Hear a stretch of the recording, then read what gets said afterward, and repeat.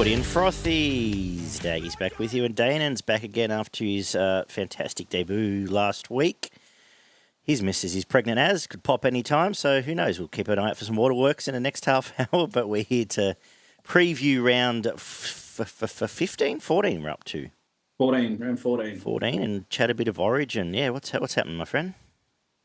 Not much. I think the expected result happened last night, but not in the way we were expecting. No. I did say $1.80 was a great price, and it felt pretty safe after 7 minutes, to be honest. But let's get straight into it. State of Origin won, what was it, 42 in the end, 38-10. Maroons over the Blues. New South Wales lost Suwali in the 7th minute, and that was almost all she wrote. I've seen there was plenty of social media commentary from the people who only watch one game a year that were outraged and blah, blah, blah, but I thought it was a send-off any day of the week, Danaan. Yeah, 100%. It doesn't matter if it was the first minute or the 80th minute. That's a send-off. Yeah. Direct contact to the head, direct and forceful, blah, blah, blah, blah. Reece Walsh did not look well afterwards. He's okay today, but obviously 11 men. I think he passed his HI as well, but Category 1. So he'll miss the next couple of games regardless. Suwali 4-game span as a result. Pretty much threw New South Wales in a disarray, and for the rest of the half, they just hammered that left edge attack. Selwyn Cobbo came on and just had a field day. Fantastic. I think New South Wales... Yeah, I think New South Wales actually done quite well once they moved Crichton across. That was a smart move, but the damage was already done. So. Yeah, exactly. Look, I thought New South Wales tried really well. I thought, to be honest, their biggest issue wasn't the 12 men for half an hour. It was their lack of points. They had, I think it was, at one point it was 25 red zone tackles, as they call them, to 1 or 2, and didn't come away with any points. And I thought how am I going to put this? No, I didn't think Nico was that good. I didn't think the attack structure was that good, and I don't think that Joseph Suwali had that much of an impact on what the attacking structure would have been. Yeah, definitely. I've got to agree there. The majority of the Queensland tries were long distance tries. So yeah, 100%. The New South Wales attack was a letdown at the end of the day, and I don't think an extra person on the field would have made much of a difference in attack. No, and you forgive the margin because 12 points, Origin, I think there was an 8-minute period in the second half where there was no stoppage. So, they were just out on their feet, both teams. But I've said it before, when you get those real blowaways when the defensive team's cooked after so long, there was those last 3 tries are all just exhaustion, I think. The DCE one was, whether it's class or ass, you can make your own mind. I thought it was brilliant, but yeah, people have called it a bit of a fluke. It was the pinpoint kick, and you had a couple of blokes falling off tied tackles in the second half. So you forgive the margin a little bit, but like I said, the attacking structure was a concern for me. I thought Nico plays so flat in the line. Barney, I guess in our group chat, was very defensive of Nico, but fuck him. It's my podcast now. And but I just think I think there has to be changes. I thought his kicking was poor. I can recall maybe one half decent kick. I thought the 2 best kicks of the night from New South Wales' point of view were Luai's, obviously one for the try, both for the try actually, and a crossfield kick just to start the second half, which resulted in a 6 again. They were about the 2 best kicks. The rest of it's that nothing happening halfway chip that I don't know what it's meant to achieve. And, playing so flat takes Angus Crichton out of the game, when you pick 4 back rowers, really a lot of them didn't have an impact just because the attack was so flat. Hudson Young, I don't know what he was in the team for. I thought if you're going to change your attack, you'd try and get him on earlier and try and get that fast leg speed, which I assume must have been the plan at some point with your McGuinnesses, Youngs, Crichtons, and co. But a little forgiving, but I think there'll be changes into game 2. Any other takeaways from a New South Wales point of view? No, it was definitely the attack. The attack was the issue. Even if New South Wales had the full 13 on the field, I don't know if they win. I still don't think they win because their attack was so poor. Queensland, they sort of eased up, I guess would be the best way of putting it. They were very un-Queensland there for about 40 minutes, but that's because they were, two and a bit tries ahead. Yeah. And, they just knew that they could come home.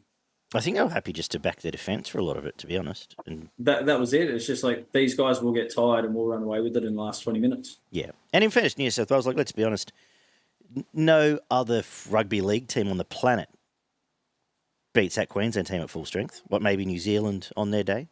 But realistically, that personnel is the best rugby league team, 13 or 17 you could have, barring it, throwing a few New South Welshmen into it and creating an Australian team. Yeah, you'd be if you were making an Australian team off those two teams selected last night, you'd be lucky to find 5 spots for Blues players. Exactly.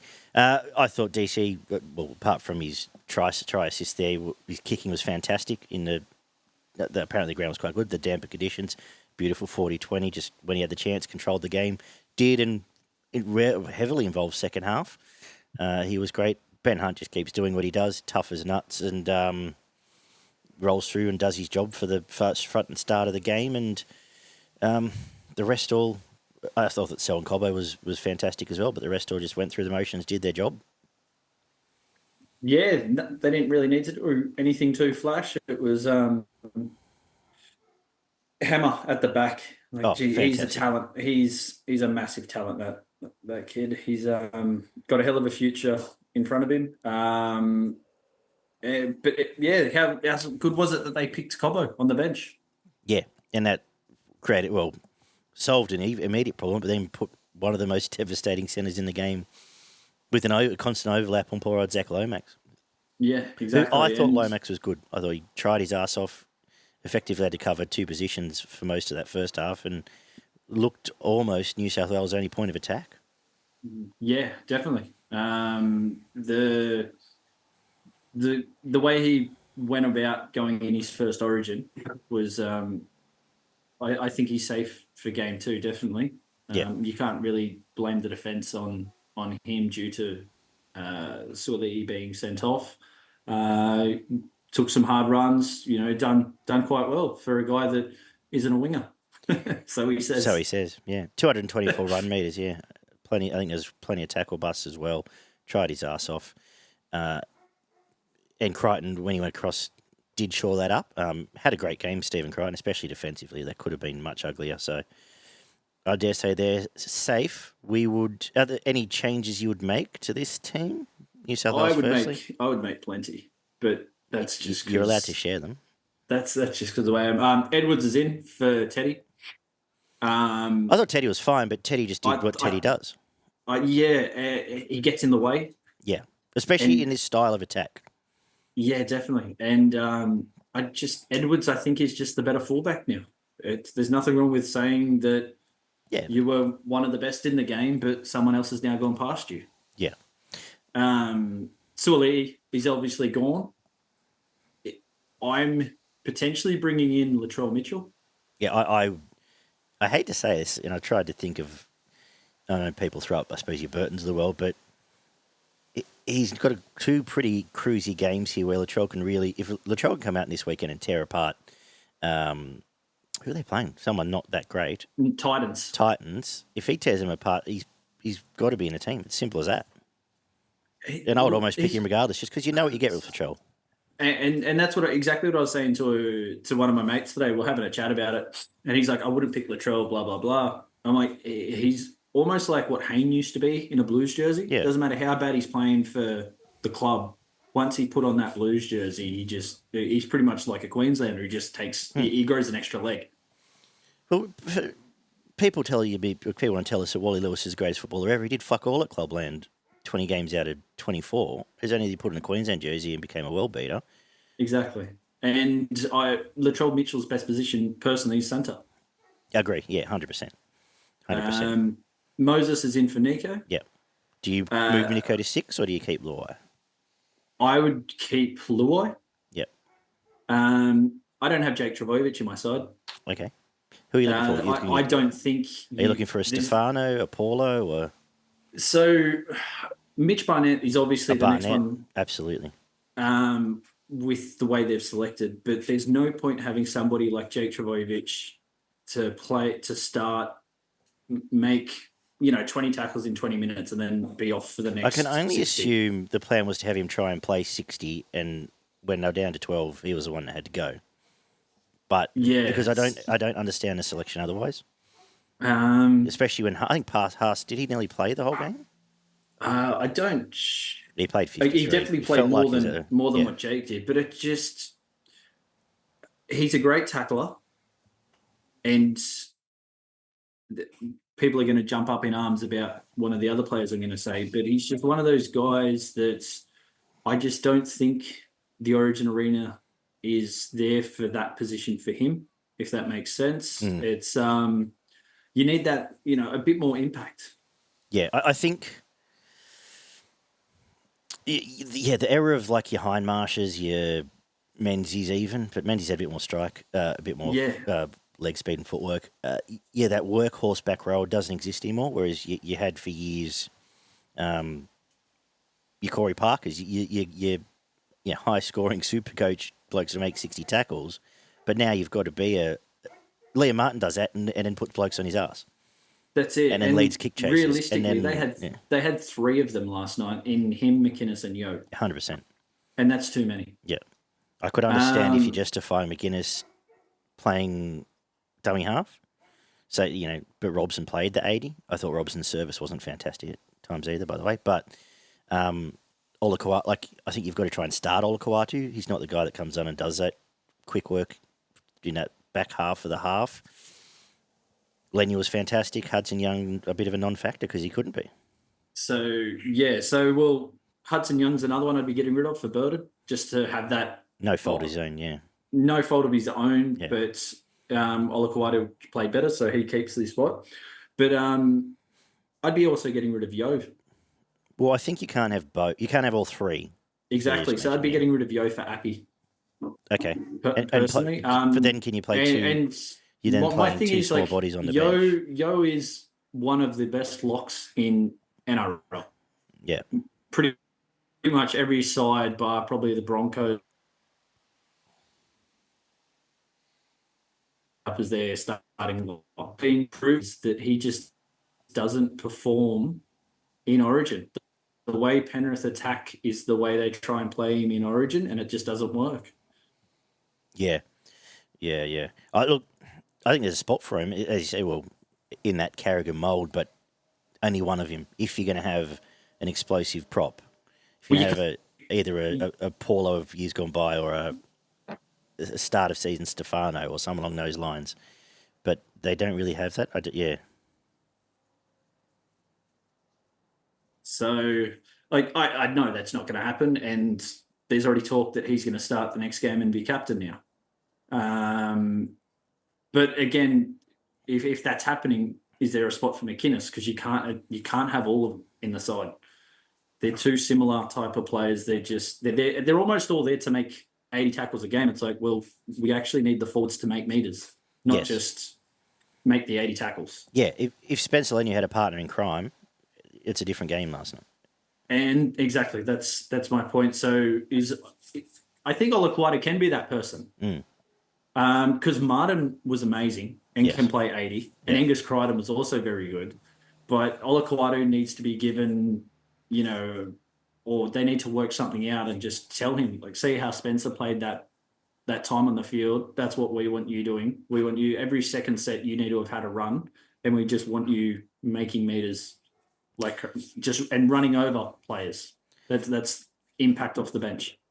Barnett's the right middle ground. I think so.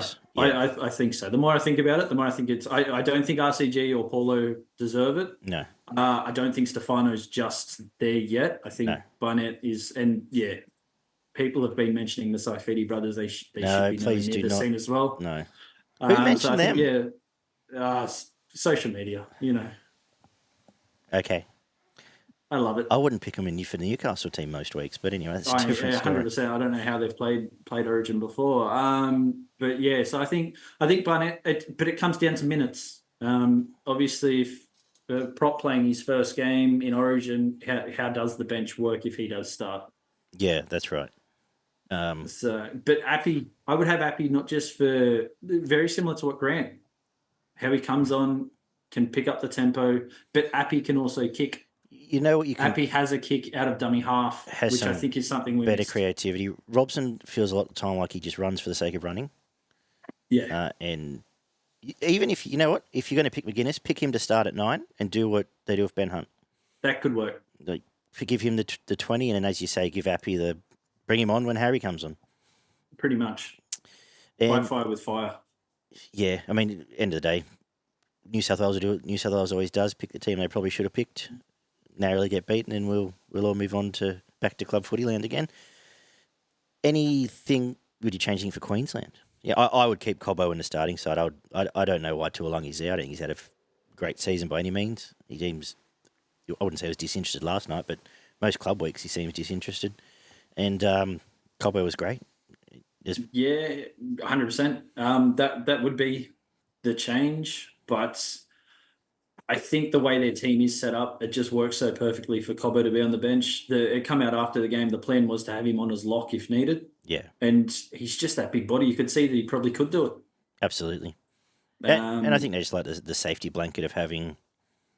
He fits the mould for doing that because he gives you the best of both worlds in that. If something goes wrong, you can go into the lock. If someone goes down in the back line, well, we saw it happen. So exactly. So I don't think they changed because of that, because it works so perfectly. Why would you change it? Yeah. I he deserves a starting spot over Tuolungi, but yeah. It'll be what it'll be. I agree with what you said about Hammer early. He's fast actually becoming my favourite player. He's as good a supporting fullback as there is in the game. Simple as that. He just when either the Dolphins or Queensland make that half break, you know he's going to be not far away, and you know 6 points is coming. Even when so those tries that were coming, it looks like he's jogging. Yeah. The other guys are running at full speed, and he just eases up beside him and like, when you're ready, I'm here. Exactly right. Just so good to watch. I enjoy, I like most of these Queensland players, so I don't get that upset about Origin defeats or anything. So as a spectacle, I enjoy it. It makes it easier when you don't expect to win. Correct. I thought Mo was good, apart from nearly being binned and twice in his first 3 minutes. He came off the bench and was good. They were all good. I don't think we've spent too much more time on the game, really. Any other takeaways apart from probably the worst rendition of the national anthem we've heard in a while? I think Blind, outside of the send-off, had a poor game. Who? There were Ashley Klein. Oh, yeah. The send-off was a send-off, that's fine, and he did get a few calls right, but I got a feeling it was because of the send-off. There just seemed to be a lot of six agains that just... Some of them you don't even know what he makes them for. There did feel like there was a period where he was just trying to nurse New South Wales through the game. And that's not Origin. No, that's right.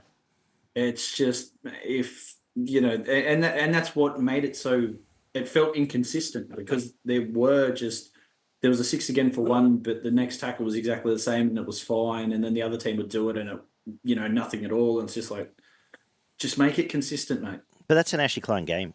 And I don't know the justification for picking him. I don't understand what Adam G did wrong. So whatever.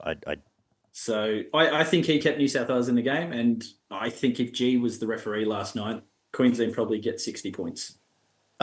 Because it's a faster up-tempo game, yeah, I agree. Probably because he would have let the players settle it out. Yeah.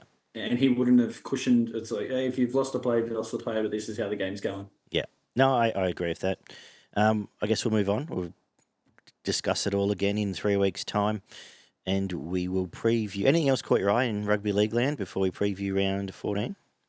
Not much. The biggest thing today is obviously with the Suoli send-off. These people talking about 20-minute send-off, and then you can bring on a player as long as it's not that player that's been sent off, and all these other ridiculous rules. Just no. It's a send-off's a send-off. I've never heard anything more ridiculous.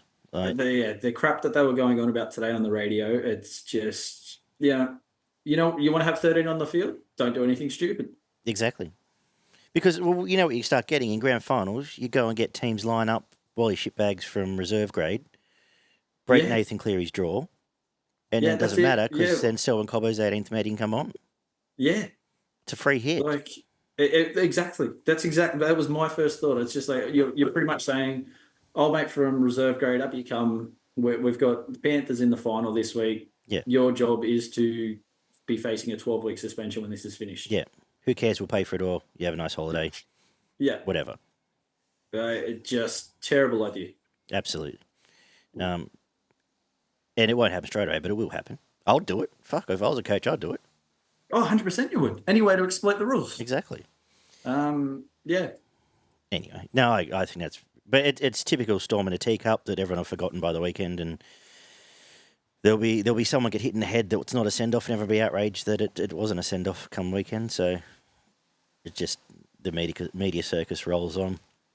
That's it. I haven't paid a lot of attention to other news with such a whirlwind happenings, and with the women kicking off in about 20 minutes, so we may as well preview the round 14. Just quickly, Supercoach, what are you doing now in the world of no fullbacks and Roosters buys and players backing up and not backing up? Is there anyone that sort of looks a bit safe to you now for the next few weeks?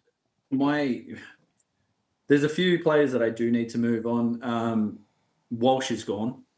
Yeah. He's only going to play one game over the next few weeks. And I've moved on Angus Crichton at the moment. Who comes in, I don't exactly have set just yet. I've penciled in Latrell Mitchell for Walsh. He's almost last man standing now. It's him or Drinkwater. Yeah. And due to going Manu instead of Drinkwater last week, I just can't bring myself to pick Drinkwater because he won't get 2 tons in a row. Yep. And so we probably will now.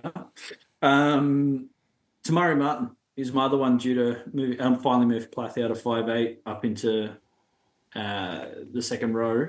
I'm lucky to have 16 run out this week, just depending on how many Cowboys back up. Yeah. But Tamari Martin, good break even, good matchup this week, which is when I need him. He'll make money again next week, which will hopefully just help me finalise that second fullback slot. Just with the way my duels are, should be able to get somebody good for the run home. I'm running out of trades. Seems every week. Yeah. I get somebody else injured. So this week it was finally confirmed that Papa Lee's out for 6 weeks. That's another trade that I need to make. It's looking at my side. It's like I've got a whole bunch of players there that I'm happy with, but the rest of them are just garbage. How frustrating is it when, last week I used Origin to sort of, I guess, piggyback myself into a keepers team, and that keepers team included Edwards and Tedesco, and already I'm like, well, I almost can't keep either of them now. Yeah. I can't run with no fullback, so either one has to go, or I roll the dice on Teddy, not being picked game 2 or whatever it might be. So I'm in bitten betwixt and between. Same as you, I had Brown at halfback. I'm going to push Plath up and look at Mitch Moses potentially now. But if I bought Moses in, but again, now he looks like he'll be missing some time over Origin. The problem is if I bring him in, then he stays. I can't justify bringing him in just to sell him down in 3 weeks. I've come to the position where I won't be able to have Nico and Cleary on the way home. Yeah, same. I'm okay with that. So I've got Moses and Jerome Hughes at the moment, and if they both play to their potential, I'm fine to have that, anti-pod, be in that pod position, on the way home. I think if you're not going to have either of them, and Nico's no good thing, and Shark's are no good thing to finish hot. No. My next thing is, who can I get in any position that's going to average 100 or come close every week? Whether that's Manu, whether it's try and load up Manu, Garrick, try really load up CT Dubs or something.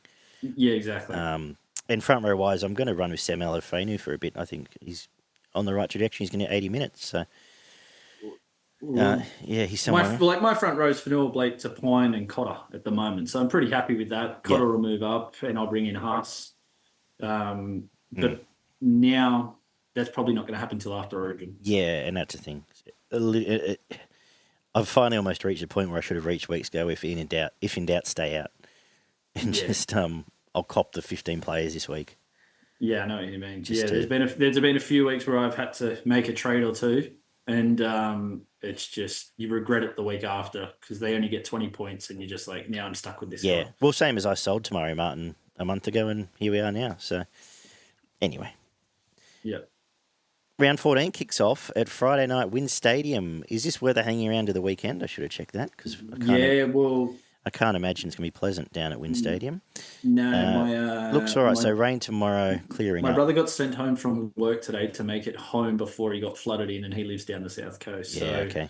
I'm assuming it's going to get a whole Not lot promising. worse. So we've got an ugly Wynn Stadium greeting the Dragons and the Tigers in what's potentially an ugly game. We've got the 3 Origin players are named on an extended bench. Ben Hunt, I saw something today. They are backing up. Wow, I was going to say I don't know how Lomax has pulled up, but Ben Hunt generally runs through bricks walls and does it. At the moment, though, Marshke's named at 7, and Faine on the wings, but obviously that can change. For the Tigers, Staines moves to the centres. Alex Slob gets his run-on debut for the club. Justin Olam's back, and Alex Twal moves to prop to welcome back Brent Naden from suspension as well. Fanuapole, Sione Fainu plays his second game, and Ruben Porter makes his club debut. First grade to do, I believe. It's a game I would have liked to have some more hope for the Tigers, but I don't think I can. Until I win a game, I just can't tip them.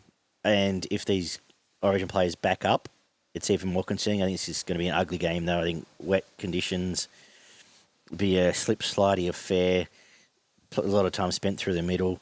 But I'm going to say Dragons 1-12, based off the fact their best players play. I think Appy's going to have a blinder. I think the wet conditions suits him for getting in and out and about and sneaking around the ruck. And I might just go with him man of the match in a losing effort.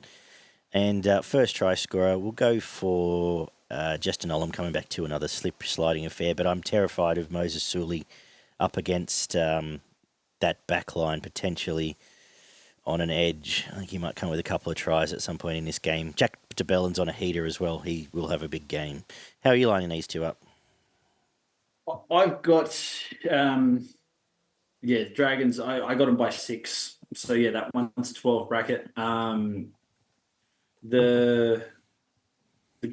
The Origin guys backing up definitely doesn't help you guys, and they're going to be running off last week's win over the Panthers. That's true as well. Yeah. They're going to be nice and pumped for it. But with the rain, it could just come down to who just holds the ball better ball control. As you said, Hunt, he always backs up, but if he's playing in a heavy, wet surface, it's going to affect him. It's not one of those games. They almost might not risk him if the ground's underwater. They might just say, you know what, it's not worth a risk. Yeah, exactly. But it's not one of those games where if the Tigers win, it's like I'm shocked. No, I can see it being close. Yeah. And it's just, will they be close enough? I think it probably, with Hunt playing, it could just come down to Hunt and how he backs up, how well he backs up, how much his legs have to go if it is a bog. Yeah. And there's good signs for the Tigers. I know they've been losing, but like I said, I really like Faine, who's starting on edge. I liked Matamoa last week with another option at the ball playing 13, and I like Appy having 2 weeks off. And Olam back are all ticks, but let's not getting too excited. We go straight, just the one game Friday night, we go straight to the Gold Coast on Saturday, where who have we got here? Jaden Campbell has been listed on an extended bench, but as of the moment, Keno Keeney is starting at fullback. Four and Sammy Jojo Fafita are all back. Mo Fodawaker's named to start at this stage. He probably will. Bunnies look pretty much like they did last time out, I should say. Whiten and Walker are still the halves. Milne, Kenner, Gay Guy in the back line. And yeah, what you see is what you get here. Look how you're lining these two teams up. A lot of points. Neither of these sides seem to know how to defend, but they both seem to know how to score points lately. So, like, if we're talking 60-plus points in the match, 5-6 tries each, could just come down to the boot of Latrell Mitchell at the end of the day. He probably sets up 1 or 2, and, if he can convert 5 or 6 out of 6, they win. So I've got South 1-12, but in a high-scoring affair. I really like what Beau Fermor, Fafita, have been doing on the edges there, shoring up a little bit, but in attack particularly. And I think they both can have big games for the Titans against your Tane Milnes of the world. Tricky on this. I want to, and I've done it 5 times, and at some point I need to get it right, surely. But you think at some point Latrell's going to really wake up and tear a team apart and potentially offer freshen up. This is it. I'm just going to tip the Titans. I just think they're going to find a way again because they keep doing it. But I'm going to go Latrell man of the match. And both former, as mentioned, first try scorer. 1 to 12 Titans. I think last try wins or even golden point. Yeah, Alex Johnson. I had Alex Johnson for first try or for Latrell Mitchell setup. Yeah. So I think you're right though. It'll come down to Latrell. If he doesn't, and I know he had that good game at Magic Round, but I think you just need to wake. They need to wake the dragon at some point. 5:30 up at Townsville. We've got the Cowboys hosting the Warriors with Holmes, Dearden, Tuolangi, Robson, and Nanai all being assessed. Who all played a full game, and Cotter did it as well. Of them, they're all in extended benches, so who knows what this team might look like come run on time. But Chance is back for the Warriors. Wade Egan's back. He hasn't been knocked out this week yet. Rocco Berry, Fanua Blake, Capel, Tohu, all back off the back of the Warriors putting a couple together. Can they head to Townsville, or do we almost have to wait and see what happens in this game? It's a wait and see. So as it stands, I've tipped the Warriors. Yeah. You've just got to. They've got 6 Origin quality players out. Yeah. If they all come back, I'll be changing the tip to the Cowboys. And to be fair, if they're all back, Cowboys 13 plus. Really? Okay. Yeah. Because they'd just be off the high. If they're all good enough to go, they'll be off that high after winning back at home up in Queensland. I've got the Cowboys winning it comfortably. But it's one of those ones, unless they say something early, it's one of those ones we won't know until an hour before kickoff. Yeah, I'm tipping the Warriors as it stands right now. I'm going to tip almost 13 plus. I think they've just founding a bit of a groove. Unfortunately, they have to get their best players back, which hasn't been their strength. It's been the other ones. But Tohu's a massive in, Fanua Blake's a massive in, Egan's a massive in, etc., etc. I've really liked what the Halves have been doing at the Warriors. I think they've been creating lots of points. And to your point earlier, I'll stick with Tamari Martin at man of the match. He'll have a few try involvements, and I think it's a big game for Mitch Barnett. Let's go away from him, though, and go near Corey first try. He's found the line last week. I think he can do it again, hitting that edge. Interesting change, actually, moving him to an edge in Barnett and forward in the middle. So just interested to see how that plays out. Yeah. I as it stands, I had Chance for first try scorer and man of the match with the Warriors in a close one. Yep. But yeah, that could change within the next 24, 48 hours, just depending on selections.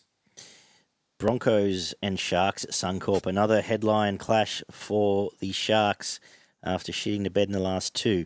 They've got, they look pretty much, well, no Nico, resting him. Atkinson, Trindle still the halves. McGuinness named at 13. I assume he'll back up. And Talakai moves into the back row. The bench is Rudolph, Hunt, Howe, Tapua. For the Broncos, Walsh was named, but obviously he won't be there now, which suggests that Cobbo will be assessed. If he's there, will play fullback. If not, Tristan Saylor's on standby. And the other, I think it will be Saylor because he did play for last week. Played fullback. Wasn't it a couple of weeks ago? He played as well, fullback. Yeah. So most likely, it'll be. And why not? It'll be Saylor. And I think Karapani's on standby. Should Cobbo not play as well? I can't tip the Sharks after the last 2 weeks. I'm going to say the gas tank's empty. Broncos 1 to 12, and possibly even 13 plus by the back end of this. As you say, few on a high, but plenty that have come through fresh here. Staggs, Mam, Madden, all Origin free. Hass always backs up. He'll play his usual 45 minutes, as will Carrigan. And I just think they're just starting to, they lost last week, to be honest, but there's still more upside with getting this Broncos team going, and I just think the Sharks will be looking a little bit gassed out. Man of the match will go with Ezra. He's been in fine form. He'll have a couple more involvements here. First try, Katoni Stags. Interesting clash, though, because this much spruiked back five of the Sharks hasn't really done a lot the last 2 weeks. So they didn't lose last week. They actually had the bye. So they lost the week before. They lost to Titans. The Titans. Yeah. So I think they're going to have a point to prove. Yeah. 13 plus. They're the ones rested compared to the Sharks playing last week. The Sharks' defense has just fallen apart. Yep. Over the past 3 weeks is it now? They've conceded 5 or more tries, something like that. I think they're averaging more than 30. I think it's been 30, 40, 40 or something. Yeah. Just the Broncos forward pack against the Sharks forward pack 6 weeks ago, you'd be licking your lips at this game. Absolutely, yeah. And I just when they got beat against the Panthers the other week, it wasn't because Nico was so poor. They just got dominated in the forwards, which is what they had been doing so well. And I don't see how that changes. I don't know why it's happened. I don't know if there's I think it's a byproduct of I think it's a byproduct of how much work the back five did for those first 10 weeks, and now the forwards are having to do more pig work than they did have for a long time. And it's just not suiting. Like I said, I don't think they were good at all against Parramatta. That your Ramians and Mulitalos and co. I think they're the ones that have to step up to drag this forward pack back into some prominence. They've got a real worry of turning into South Sydney from last year. Yeah. Heading into the Origin period, top of the table, and then missing the finals. Yeah. The way they've been playing. So, yeah, I got Broncos 13 plus. Billy Walters' first try scorer at a dummy half, because just exactly that. The forwards just switch off. I can see him scooting over, and Ezra Mann. Unlucky, some would say, not to be the Queensland Six. I know Tommy Dearden's playing well, but with Munster out, I'm sure he would have thought he was a fair chance with how he's been playing. So I'm going to have him as man of the match. I think he's going to have a blinder. And just on that forward, Piakura is actually starting to play as good a footy as he ever has, and Willison's really growing into his role. They're getting better. Yeah, definitely. Sunday kicks off with the Storm hosting the Knights. Both Grant and Coates named to back up. I assume by the time we get to Sunday, they'll play. So, and Harry only had half hour or so he'll be fine. He starts here, and Saifidi's named for the Knights. He's still being assessed for his knee. Jack Hetherington on standby. Frizzell still on a bench, and with the back row from last week, Pierce Paul and Dylan Lucas named again. Storm's another one looking to bounce back. Yeah, well, can the Knights beat the Storm twice in 1 year? No. That's what it comes down to. When's the last time they've done that? I don't know. Have they ever done that? I don't. I doubt they even have ever. So yeah, I don't see it happening this time. It's not as much as saying Storm by how many, but I do think they win comfortably. I think it would be 13 plus. There's talk Armstrong might not be selected. Yeah, what was the go with that? I didn't read the article. I saw it pop up. I didn't read the article, but I saw it, and he's been one of their best players. So I would wager it's probably one of those Supercoach articles where they say don't go and buy him because Ponga could be back in 3 weeks, sort of thing. It could be something like that, but yeah, I found that very very odd. But just the again, I think it's just going to be another one of those in the forward pack. The Storm forwards have just really been turning it up the past few weeks, and I don't think the Knights are going to be able to handle the pressure. No, Will Warbrick. I haven't seen injury news. Interesting. Actually, maybe that's been their sort of weak defensive point, that edge, so maybe perhaps they've tried to shore that up. Look, I agree. I think I've loved the growth of the back row, Katoa and Bloor on the Storm side, but great clash here with Lucas and Pierce Paul. I'm going to say they're going to have big games. I'm going to go Katoa. I'm going to go Sean Bloor man of the match, actually. We'll go the other side there. 1-12 Storm, and first try scorer Coates found one the other day, but up against Tuala, we could see a return to a Hughes crossfield kick there and really peppering and getting Coates involved in this game with some aerial assaults. Anything to add? Actually had Tui Kamakamika as first try scorer. Okay. Just had that prop. The props I think are going to play a big part.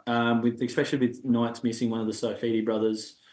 I just think the big fella's going to get over for a try. So that's why may as well have him down as the first. Very good. Panthers take on the Seagulls at Bluebet Stadium, of which I'll be in attendance, actually. But we have Dylan Edwards is in an extended bench. I couldn't imagine he plays.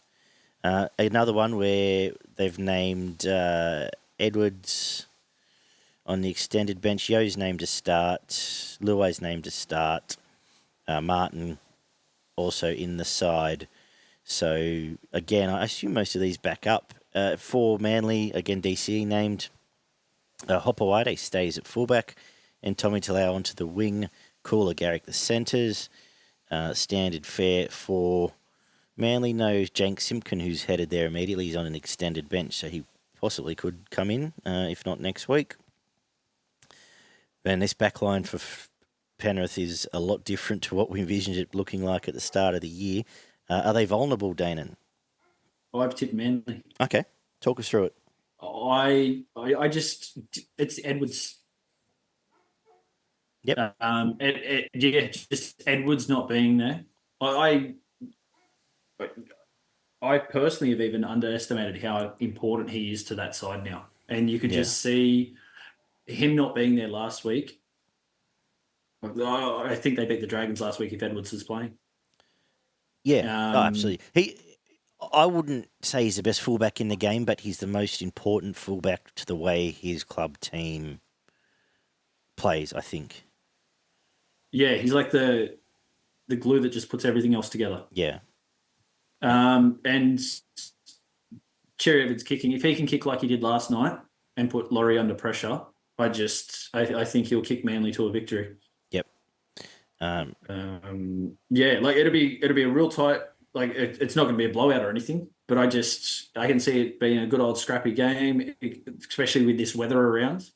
And I can just see Cherry Evans just controlling the field possession enough to just see them home. Like we're talking, 2-4 points type situation. Yeah. It feels a bit that way. I think if it's a forward battle, Penrith have the edge. If it's not, I think there's points conceded. The thing is, it's not the brick wall Penrith you expect, and I think they're going to concede.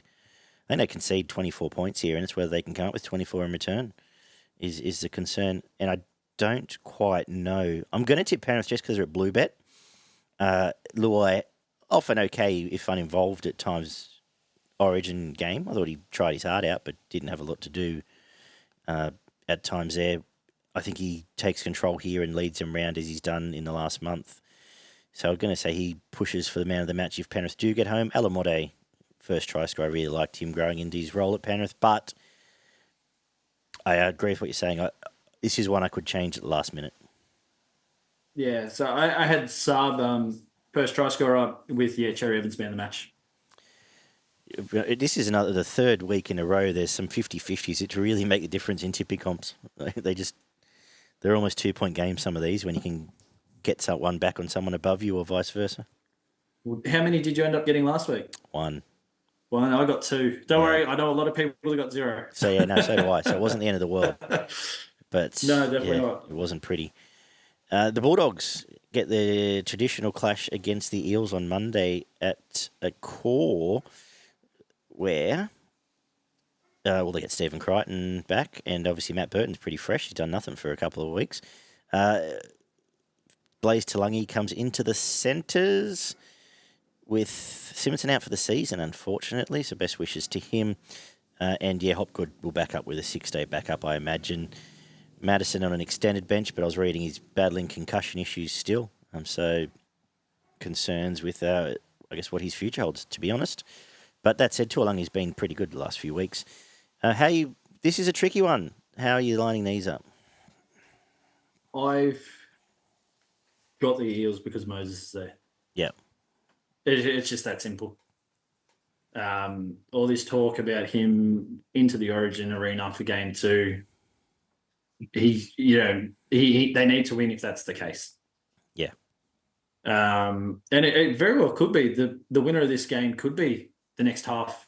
If the Bulldogs win, Burton could come in as the 6, Luai move to the 7. Yep. If Burton shows him up here. But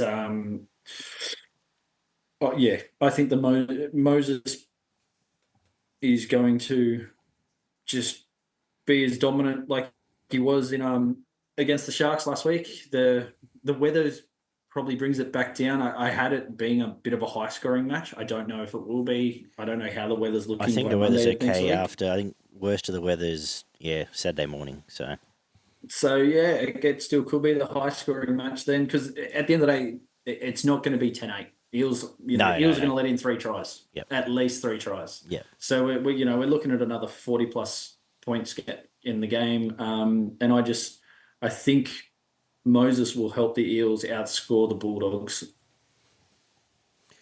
I'm tipping the Bulldogs. Ever since Sexton's come in, which we've been calling for, they've found 30 and 40 points a game. So I think they're going to do similar. And I think the Bulldogs' defence has been, I don't know if it's been underrated or unnoticed yet, but even last week's game where I know they trounced Newcastle in the end, there were big periods where Newcastle had a lot of ball in attacking positions and they turned them away. I think they were down to 12 men twice and they scored on both times. Exactly. So I think the defence is actually the key to this, and I think if they can hold, as you say, hold Parra to 18, they'll score more. If they do leak and Moses runs amok, that's obviously the danger. Jacob Preston really starting to have a good, solid month. So I'm going to go with him man of the match, and we'll go with him first try as well. He's been good for it lately, and still not quite out of Supercoach pricing yet, so maybe some consideration there if you're looking for a Guzzi replacement.